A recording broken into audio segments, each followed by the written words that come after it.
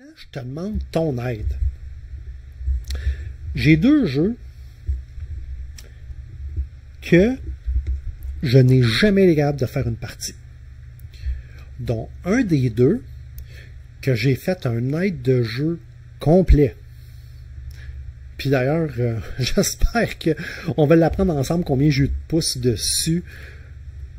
J'ai jamais été capable de faire une game complète.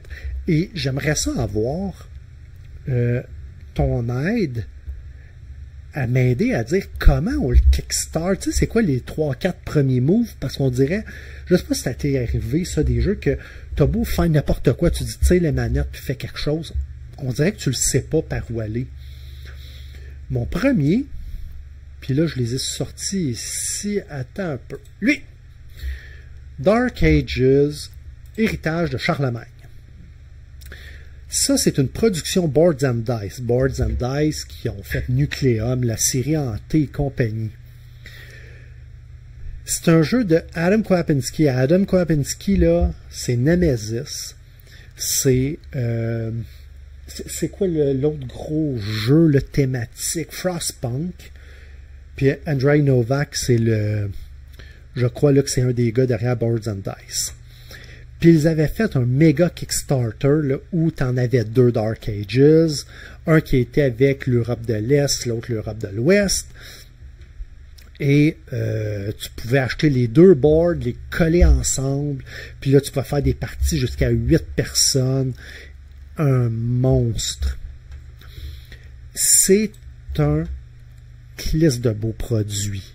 Un coup qui est mis sur la table, là, c'est vraiment wow.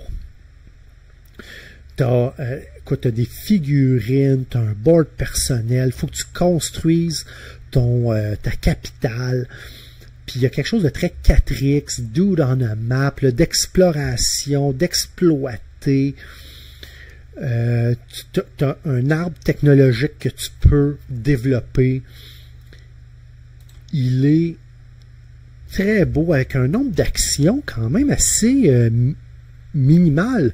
Attends un peu, on l'a-tu ici l'image? Une autre, ça ici, ça a l'air d'être un peu 1 joueur, 2 joueurs, 3 joueurs, peut-être 4 joueurs. Peux-tu avoir un zoom ici? Ah ouais. Grosso modo, la façon que ça marche, c'est que tu mets ici, là, tu randomises tes 5 actions principales. Puis là, j'ai de la misère à les lire, là, mais grosso modo, c'est déplacer des troupes, développer des troupes, produire des trucs, là, whatever. C'est des choses assez standards. Mais quand tu as stacké 3, ici, ils appellent ça des disques de noblesse, celui qui est en dessous a la possibilité de glisser son disque sur une action de réaction. Et c'est pour ça que les cartes ici peuvent être mélangées, parce que les actions de réaction, elles, sont imprimées sur le board. Donc, exemple ici, il pourrait dire, je veux recruter. Donc, lui, il va glisser son pion ici. Il va faire une action de recrutement. Puis, il va se créer, mettons, une nouvelle troupe de type chevalier. Tu as un combat. Quand tu as un affrontement, tu as un combat en 3 phases. Ça commence avec tes archers. Ensuite, tu as la cavalerie qui va intervenir. Et ensuite, tu auras les combats nez à nez. Et les 3 sont représentés avec 3 couleurs de dés, chacune qui représente ici le type d'armée. Donc, mettons, si je dis, j'ai 2 archers, 1 cavalier, puis 2 soldats, je vais prendre le nombre de dés qui correspond à mon nombre de figurines, je lance ça, puis après ça, c'est des face-à-face qui fait penser peut-être un petit peu à Dwelling of Eldervale. Oublie ici là, le D12 ou le D20, là, ça c'est pour le mode solo. Mais tu vois ici, il y a du vert, du rouge et du bleu. Tu as les cartes ici à acheter, les cartes de culture. Elles sont dans des formats différents. Tu regardes ici, quand tu l'achètes, tu peux la mettre du côté, développer tes armées de terre, donc tes soldats ou tes archers. Ou sinon, tu peux aller chercher d'autres types de cartes qui, après ça, eux autres, à mesure que tu vas les toquer en dessous de ton board, elles vont se développer. Ça va correspondre au développement de ta culture. Ça vient, je pense, il y a 11 modules là-dedans que tu peux ne pas mettre du tout ou mettre en entier. Regarde la carte, là, tu sais, c'est... Puis le mode solo, il est fait par, je vais dire David Turczi, mais en fait, c'est David Turczi and Friend, là, parce que je pense pas que c'est lui, il est arrivé avec l'idée sommaire, mais je pense que c'est ses collaborateurs proches qui sont arrivés avec son idée de base. Puis le mode solo te permet de jouer avec plus de composants sur le board, tandis que quand tu joues à 2, tu as accès peut-être juste à 3 territoires, les territoires qui sont ou provinces, eux autres qui appelleront ça par couleur, alors que tu joues avec plus de provinces quand tu joues en solo. Donc tout ce qui est là est extraordinaire. J'ai réussi à un moment donné, puis la façon dont je fonctionne, je lis le livre, là, puis à un moment donné, j'ai créé ma première version. Attends un peu, j'ai juste eu un pouce, j'ai quand même eu 60 downloads, probablement qui est encore pas assez clair. Vois-tu, écoute, c'est 11 pages au total. Donc la façon que je monte mon setup, les composants nécessaires. Ensuite, ça ici, c'est des cartes à imprimer pour se rappeler un petit peu c'est quoi le flow de la game en solo.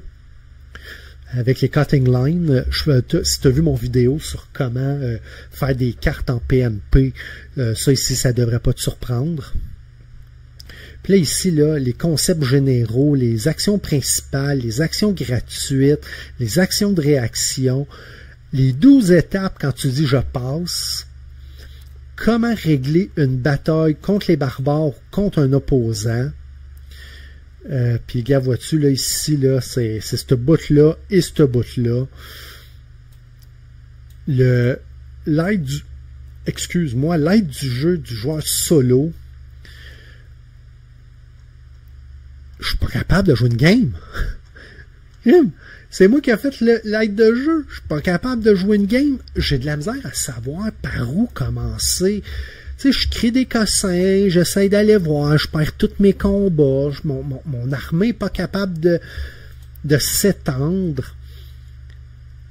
Puis j'ai le goût de le jouer, là, je le trouve écœurant, il est super le fun, il est thématique, il est beau, il y a tout ce qu'il faut pour que ça marche. Je suis pas capable de faire une coupe de tours pour me partir ce que les gens appelleront là, son moteur d'engin, son engine building. Regarde-moi ça, toi, comment c'est super hot.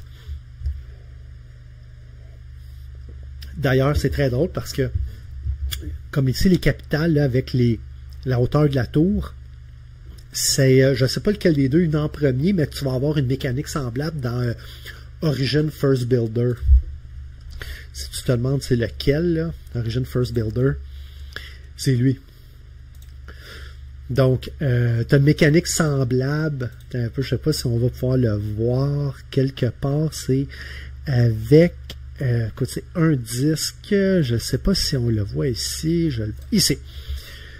Donc ici, là, avec les tours là, qui peuvent s'ajouter autour de ta capitale. Ben ça ici, ben tant qu'à. Il est sorti en quelle année? 2021. Donc cette mécanique-là est recyclée, straight pipe. Je peux te sortir ça ici. De celle-là ici, où c'est que c'est la même chose, où tu montes des tours, puis en montant tes tours, ben ça te donne des bonus sur certaines actions, soit d'attaque ou compagnie. Fait que si tu l'as, si tu es capable de le pogner, là, par où le prendre, je t'invite à me l'écrire en commentaire. Par où tu as commencé, ça serait quoi, là, mettons, là, ta stratégie pour un débutant? Mettons, là, les 3 premiers tours, là, ou tes 3 premières actions, ou mettons les 5, là, c'est quoi tes 5 premières actions que tu prends, là, parce que tu as 5 disques de noblesse pour kickstarter ta game? Ça, je serais curieux de savoir comment tu t'y es pris. Fait que Dark Ages, ben, puis tu as Héritage de Charlemagne, là, mais tu as aussi un petit peu Dark Ages, Holy Roman Empire. Comme je te dis, ça c'est la deuxième moitié qui semble avoir eu plus de succès. on peut peut-être avoir dans les images, là, si quelqu'un a pris l'image de quand tu as le board au complet, non, ça c'est un demi. Je serais curieux d'avoir le Great Domain. Vois-tu, là, ici, je crois que tu as les deux boards complets. Écoute, c'est gigantesque, mais l'idée est super bonne. Fait que ça, j'ai besoin que tu me donnes un coup de main, là. Aide-moi avec ça. Comment tu fais tes premiers tours. Puis écoute, même si tu l'as pas joué en solo, donne-moi tes trucs en multijoueur. Si le multijoueur est bien fait, je devrais m'y retrouver avec Dark Ages. Moi, dans mon cas, c'est Heritage of Charlemagne. Deuxième jeu que j'ai besoin de ton coup de main, il est réputé pour être complexe. Puis pas complexe dans le sens que c'est un autre jeu là, que style co-op, là, tu as des actions, mais il est difficile à savoir par où tu le pognes.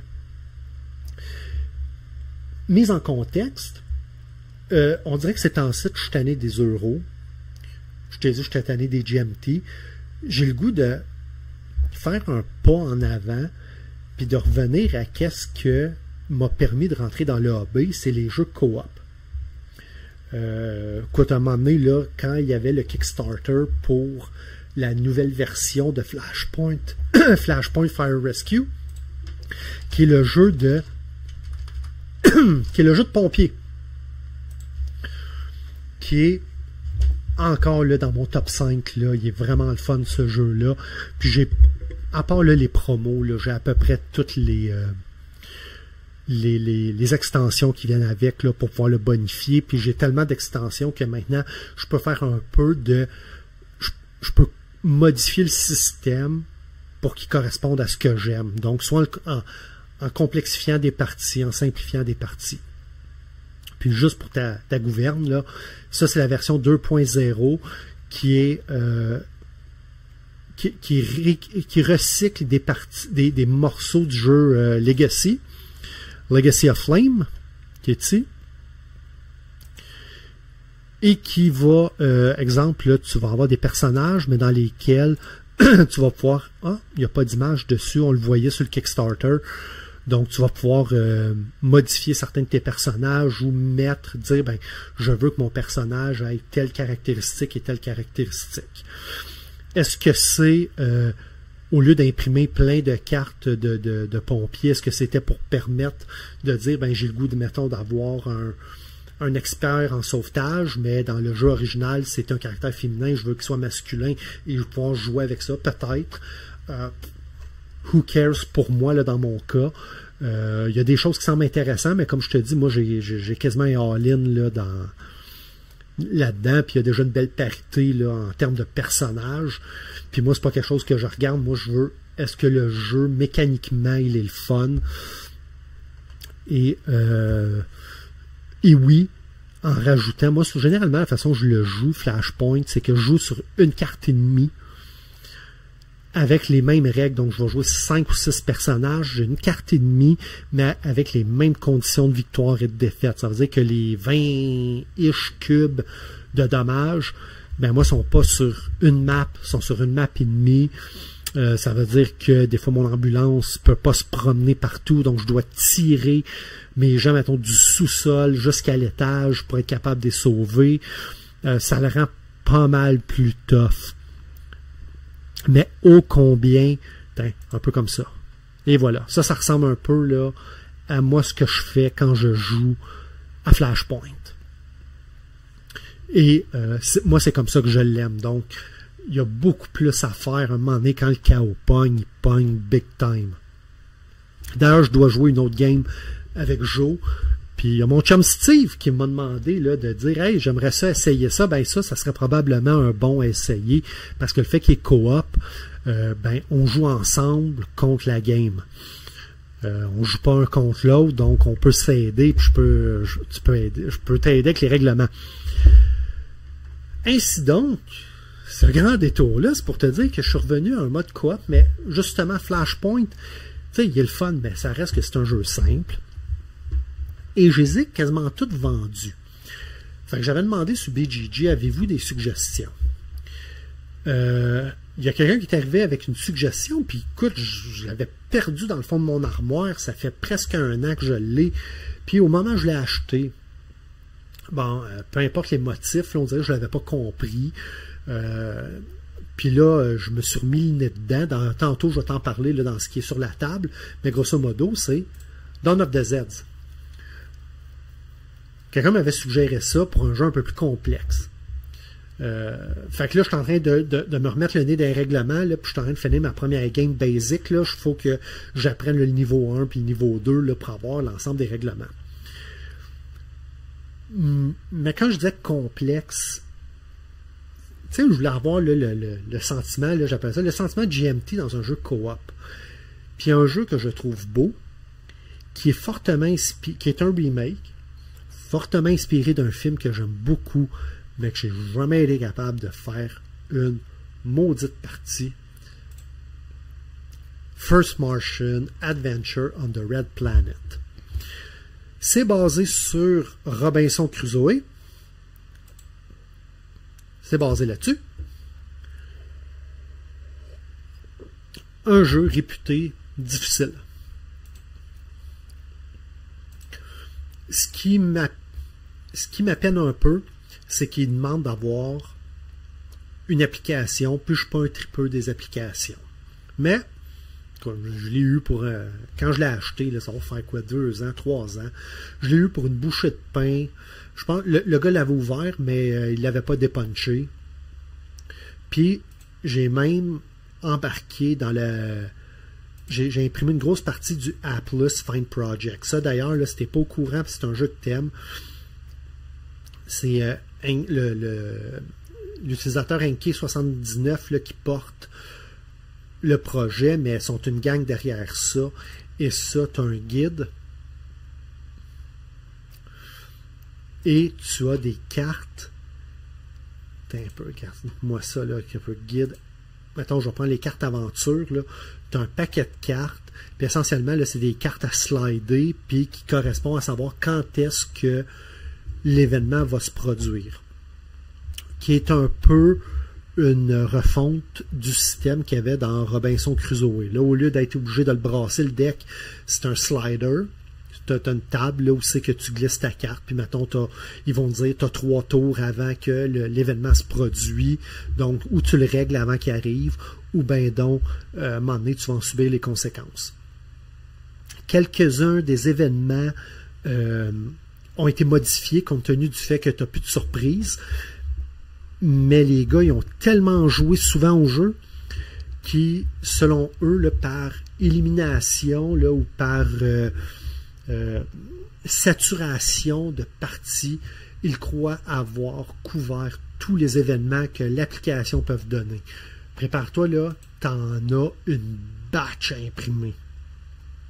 Mais c'est clairement là qu'il y a de l'amour là en arrière de ça, là, ça se veut super bon. Mais évidemment, c'est une couche à rajouter par-dessus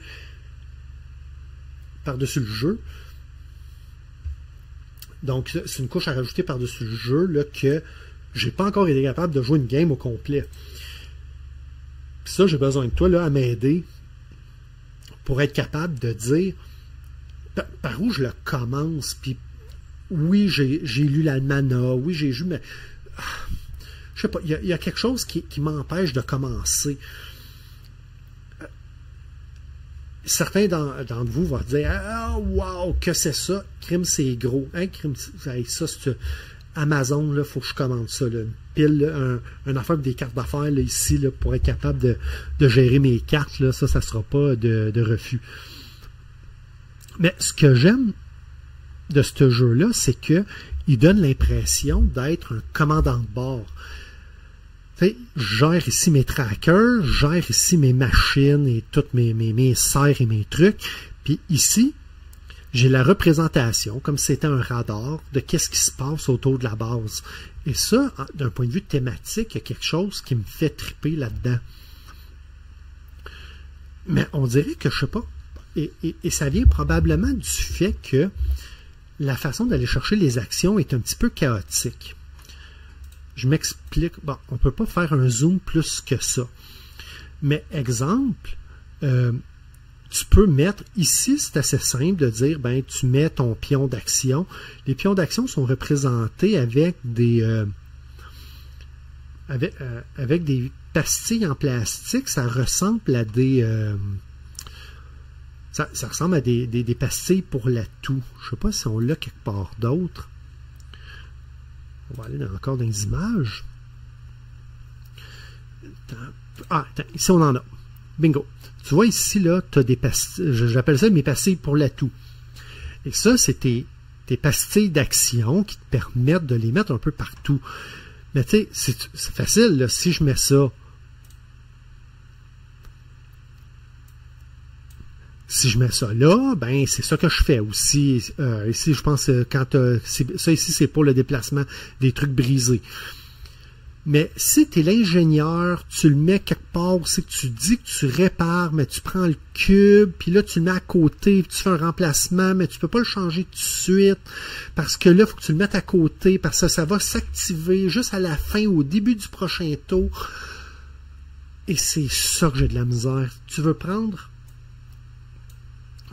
un débugger puis aller te promener, ben, tu mets ta pastille ici pour dire le bugger, mais après ça, le bugger peut se déplacer de 2 ou 3 mouvements, et pour représenter que c'est tel personnage qui a activé tel bugger, tu prends ta pastille d'ici, puis tu la mets là, puis tu mets ton bugger par-dessus ou en dessous, et ça m'a causé problème dans l'apprentissage du jeu.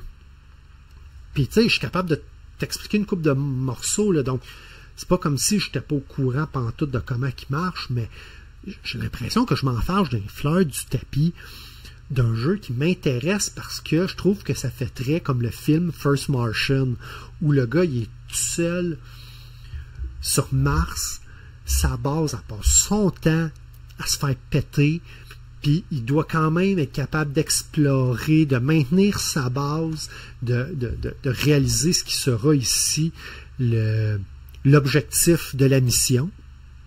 Puis ici, je pense qu'on n'a pas de carte objectif. Mais enfin, donc, ça, ce n'est un jeu que j'ai envie d'aimer, que j'ai envie de découvrir, mais j'ai besoin probablement d'un de vous autres qui va me dire, ben regarde, là, voici un coup que tu as passé à travers l'almanach, un coup que tu as passé à travers les instructions. Gars, casse-toi pas le basic, là, voici là, les 2-3 premiers moves, là, ou prends telle mission, commence avec celle-là, parce que celle qui t'est suggérée au début, c'est pas la bonne. Pars avec celle-là, puis là, tu devrais y voir plus clair. Fait que ça, c'est mon deuxième jeu que je te demande de l'aide. First Martian, aventure sur la planète rouge. C'est ça. Donc, j'ai besoin de toi pour passer parce que je veux l'essayer. Si après ça, je le trouve pas bon, ben, je dirais que je ne l'ai pas aimé, mais au moins, je vais y avoir donné une chance honnête de pouvoir répondre à mon besoin d'un jeu coop plus complexe. Fait que ça, c'était pour les deux jeux auxquels j'ai besoin d'aide parce que je réussis pas, là, je me résous pas à les vendre.